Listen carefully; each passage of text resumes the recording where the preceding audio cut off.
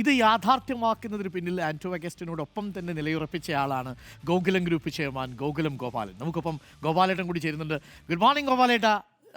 ആദ്യമേ തന്നെ ഒരു താങ്ക്സ് ഗുഡ് പറയുന്നു മോർണിംഗ്. അത് ഓ, യാഥാർത്ഥ്യമാക്കിയതിന്. അതിന് അങ്ങയുടെ കൂടി ഒരു പൂർണ്ണമായ സഹകരണവും പിന്തുണയും ഉണ്ടായിരുന്നു കേരളത്തിലെ കായിക പ്രേമികൾക്ക്. ഗോപാലേട്ട.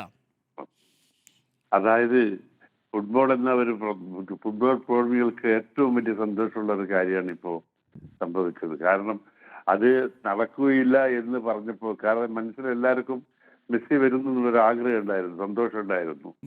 പക്ഷേ അതേ സമയത്ത് അത് ഇല്ലാതായി പോയപ്പോൾ നമുക്ക് എല്ലാവർക്കും, ഫുട്ബോൾ പ്രേമികൾക്കെല്ലാം തന്നെ വലിയ മാനസിക വിഷമം വന്നു. അതുകൊണ്ടാണ് ഞാനും ഇതിൽ എന്നാൽ സാധിക്കുന്ന എല്ലാ ഹെൽപ്പുകളും ചെയ്യാനുള്ള ഒരു കാരണം ഉണ്ടായത്. പക്ഷെ അത് വന്നത് വളരെ സന്തോഷമുണ്ട്.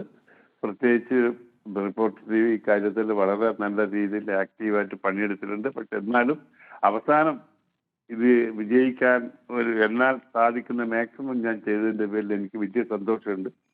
കാര്യം നടന്നതിൽ എനിക്ക് സന്തോഷമുണ്ട്.